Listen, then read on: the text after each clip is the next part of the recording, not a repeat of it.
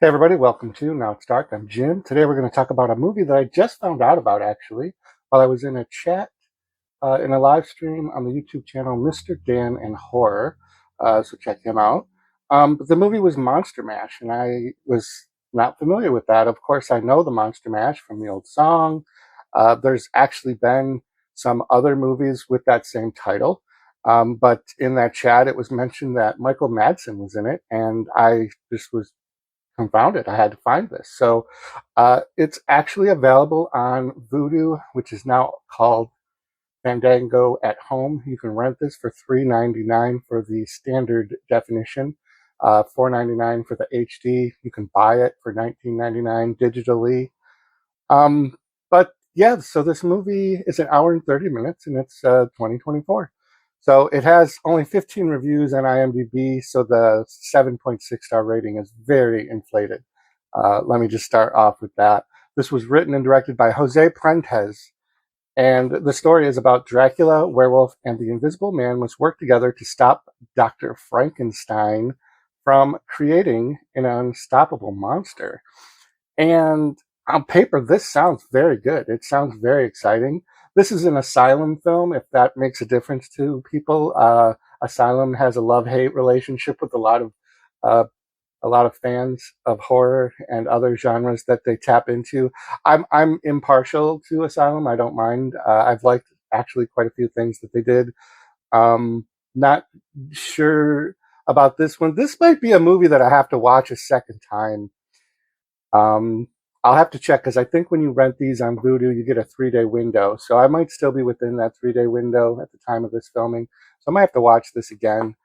But yeah, so this is TV 14, which is kind of like PG 13. So that right away kind of gave me some. I get hyped on some movies and then they become this TV 14. And I thought, oh man. And then the more I looked at it, I could tell that there's some character wise parallels with the beloved Monster Squad. So let me just say right off the bat, if you're looking for a nostalgic Monster Squad movie, you're not going to get it. You're not going to get it. Other than that, they are tapping into the classic Universal monsters lightly.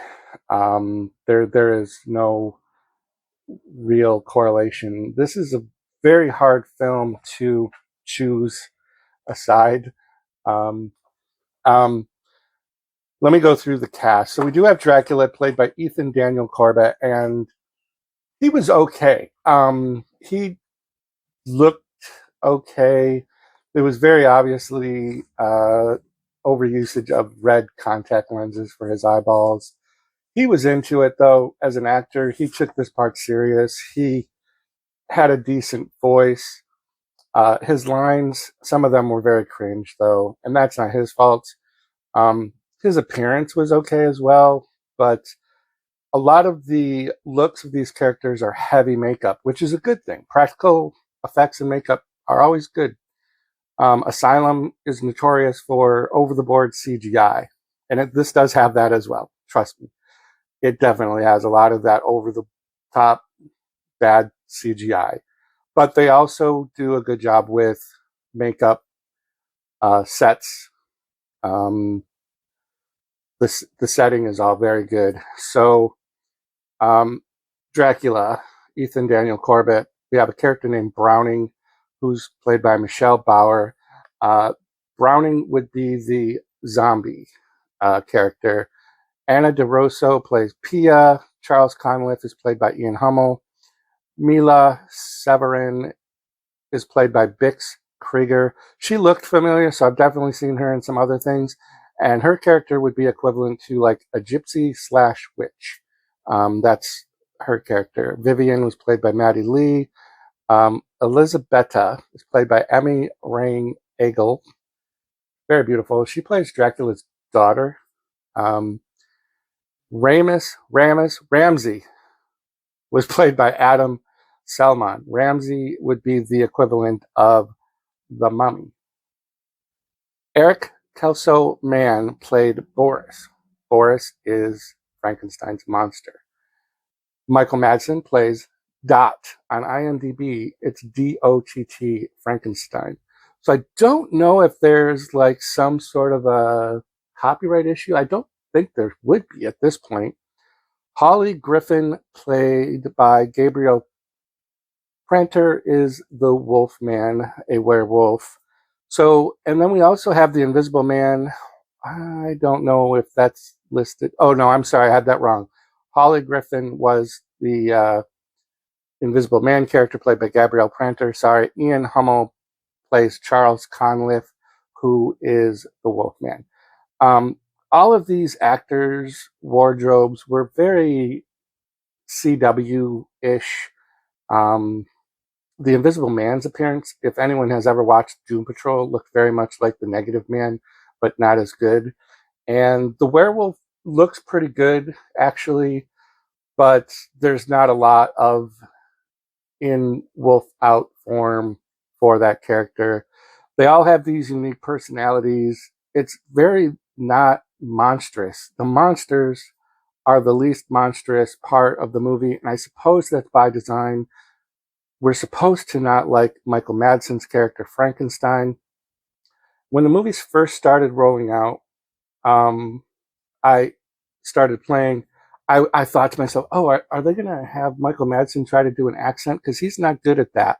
And surprisingly, they didn't. Nobody made any attempt at accents except for Elizabetta and Dracula. Those two characters were within that Romanian, Russian sounding accents, but the rest all were like they were literally on the streets of New Jersey. Particularly Michael Madsen as Dr. Frankenstein, as this character that's like this mad scientist. He sounded literally like he was a driver in New York City or something like that. And some of his lines actually sound like they should have been delivered by a cab driver. It's really some of the writing is very cringe in this. In concept, this idea was really good. I like this whole idea. Dr. Frankenstein is dying. He's trying to create this one last final massive creature. He's collecting parts actually from all of these other monsters to make one big monster mash. A monster mash, not the cereal. Um, but it just really is kind of a slow paced. It's lacking on any gore. We're watching the monsters kind of do like a bro team up thing, and it just is very weak. It takes very little to convince these monsters. And I think at this point, after 100+ years of these monsters and villains, we're kind of used to like the universal crossovers of them fighting each other. There's only one movie that stands out, Abbott and Costello Meet Frankenstein, where it seems like Dracula was in charge of collecting, you know, had the monster universe all in it. But this one, Frankenstein sat a lot. He had a very condensed laboratory, and the lighting for this entire movie is very dark. And I get it, but I did have to like turn off all the lights in my studio here to be able to see it to see the picture clearly on the screen. And that could be because I did the SD version. So that might be something to consider if you're going to watch this, maybe spring for the extra dollar. But it was very light on the screen. And I probably could have adjusted my TV settings, but I'm kind of lazy with that. And then I would have forgot to change it back later anyways. The women are all very beautiful.